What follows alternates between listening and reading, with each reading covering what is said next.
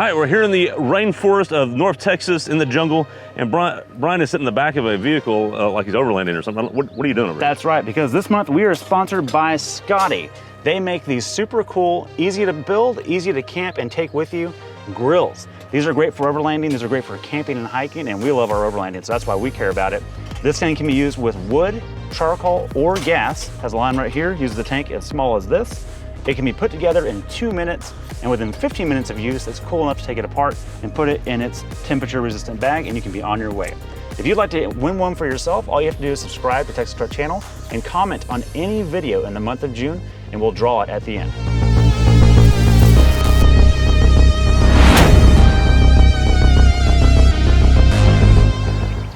All right, boys and girls, we're back at the hill test on a wet, kind of muddy day, although it's not too bad here, but lots of rain in the clouds. And we've got a world-renowned vehicle that is known for off-roading with great off-road chops, but we've got the American version of that, Brian, and that is the freaking 2023 Nissan Armada Platinum Edition, which means 22-inch wheels, which don't help off-road. It also means that we don't get the best approach angle because we've got a slightly different front and rear bumper than you get in Australia with this thing. But that's okay, the bones are solid and we are in love with them so far. But let's talk about the off-road abilities. Starting with that approach angle I just brought up. This right here looks pretty low and not that great. It's actually 21 degrees. That's not bad. I thought it was gonna be under 20. And we know from a fact that if you're over 20, you have a chance to make it up the hill. If you have 25 degrees approach angle, you'll at least make it up the step. I'm not sure if we're gonna make it up the step. We might have to hybrid line this thing. It'll be tricky. It's okay, let's keep going down. Those wheels I talked about, these are 22-inch wheels. They are 275s. They've got plenty of patch wide, but they're only 50 on profile, which means they don't have a lot of balloon. You can't really air these down. They do ride great on the road, and this tire is a Bridgestone Dealer HT. We've seen this tire a million times. It's really good on the highway, it's good in the rain, it's quiet. It's not meant to do this, that's for sure. That was not a target of its objective. But we've had this on dirt roads and it's done pretty good on dirt. The problem is we've had a little bit of rain just before the shooting, so it's gonna be a mixed bag. Might help, might hurt, not sure. Breakover. It is, I think it's 20.4, something like that. 20.7. 20.7. That's better than I thought it was, honestly. It's a long wheelbase rig, and you do have a side step on this, and that number includes the side step. So I'm happy with that number. I also want to point out that the side step's actually a lot higher and tighter than a lot of these things can be. So I'm happy with that. It's not hanging down super low. We should be okay there. Again, if we get the nose up to this hill, we might be in good shape. Let's check out the rear. This thing certainly has something else not working for it, Craig, and that is the Badonkadonk. This thing is huge. I'm not sure what the hell this is or why you would need it, but it is there. What's the departure angle on that? Do you remember? 22.4. Hey, usually we're around 30 degrees of departure angle on a short full-size SUV, like a Tahoe, not a Suburban, but like one that doesn't have much overhang, or a normal Expedition, not the Max.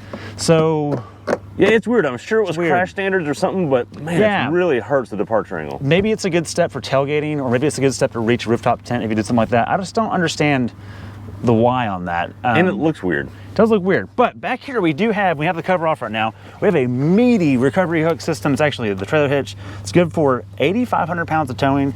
That means 850 pounds of tongue weight. And yes, it has air suspension in the rear to help itself level it, which is awesome. And these are good recovery points if you need to pull someone else out or get yourself pulled out. The downside is you can't control that rear suspension. There's no driver inputs. You can't raise it to help you. You can't lower it to help your approach angle. We've had that on some other vehicles, some Toyotas before, we could lower the tail to get the nose better off or raise it as you're going over. So it's up to the system to do its own thing. Let's hop inside and check out what we do have. All right, moving on to the interior. Brian, talk us through the modes we have. And as usual, we're gonna do the least invasive modes and then we'll ratchet it up from there and see what happens. Yeah, absolutely. So I'm gonna start this puppy up. Yep, still there. Yeah. Yep, love that thing a lot. So if you look in the gauge here, there's not anything crazy. There's actually no off-road screens at all. I've gone through all these menus. There's nothing that gives you like an inclinometer or anything like that. So it just tells you a lot about its focus. This is meant to be luxury, not off-road. And we're disappointed in that because this drive knob right here looks really cool, but it's kind of simple. You have auto, 4 high and 4 low. You have snow mode, which won't help us here today.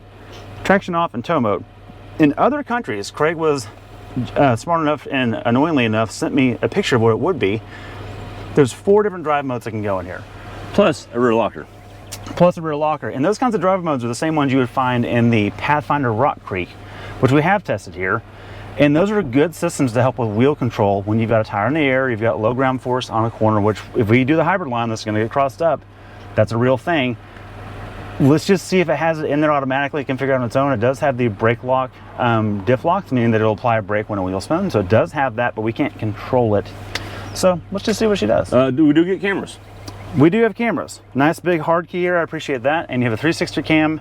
Because of the way this thing is copied out of the Frontier, it's not the widest screen, but it is there, and you can do a front view, and you actually have a side view for your, where Craig is standing on that right side, but you don't have it on the driver's side.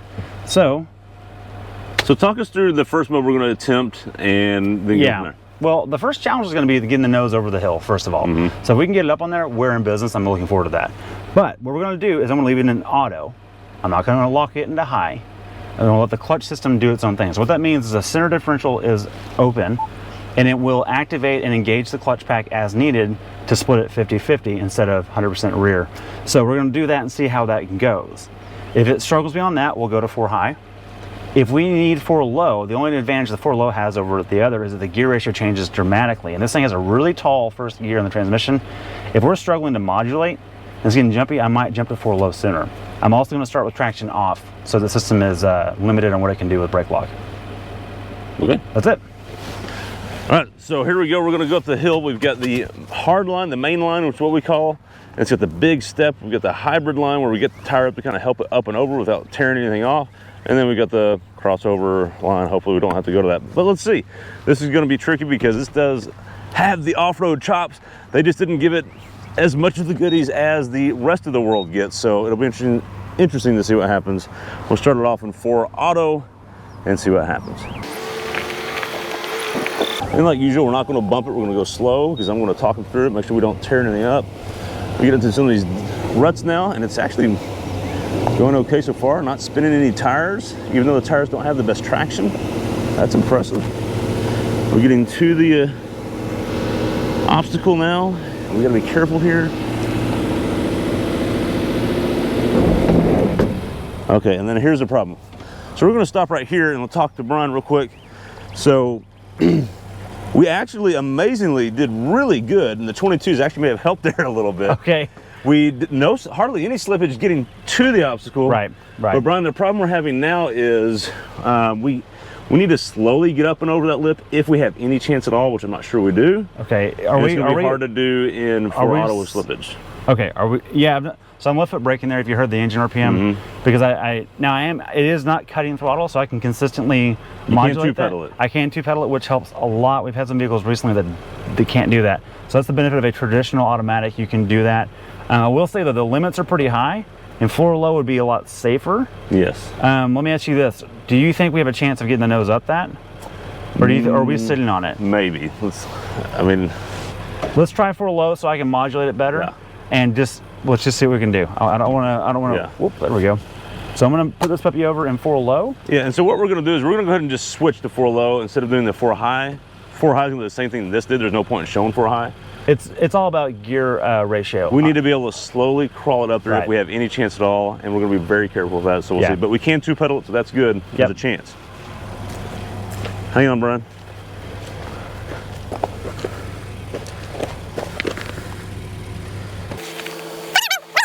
The air dam is definitely going to touch, Okay. but I think it'll just fold. My only concern is if we get crossed up, we're going to have to deal with that coming backwards down the hill. So let's go for it. Let's give it a shot. I mean, I think it'll get up and over, but then If we we got have to do a break to, over. we can angle our way down if we have to. Okay. So.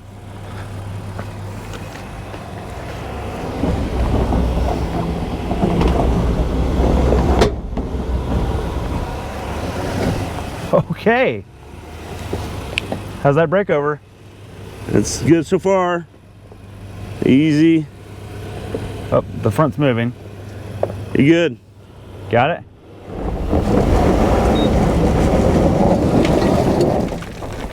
All right. Well, dude. Brian, there's a reason this is sold as the Y62 Patrol in all the other markets in the globe. Yep. And that people actually use it for off-road and overlanding legitimately. This is not designed for that at all in this market. And Nope. Brian, it can't help itself. The bones are there, it's solid. I was really worried about the side steps dragging. If they didn't drag, I wasn't worried about frame rail. But this is a 4-wheel independent vehicle. It does not have a live axle on the rear. And I had traction off, so it didn't have its brake lock going on. It still made it up. Now the nose sidestepped a little bit because it was 50-50 split and it was just clawing away in that loose rock right there. But man, it did it. It makes you wonder, we've talked about it before, can you imagine a Rock Creek edition of this? It'd be killer. With Be absolutely killer. with Different good nose, tires, fascia, and ARB bumper maybe. Yeah. There's some things you can do to this, even the US model. well, even just a different fascia doesn't have to be a metal bumper. Yeah, it It's doesn't have just to be a metal bumper, better yeah. approach. Although that approach is fine. Yeah. Good job, Nissan. Pretty impressive. This thing's awesome. I love it. With that, thanks for watching. We got plenty more hill tests coming your way. We test them all, whether it's a crossover, from Seltos to these bad boys. We're Yep. going to test them, and we'll see what they all do, so stay tuned. Thanks for watching. All right, you're good.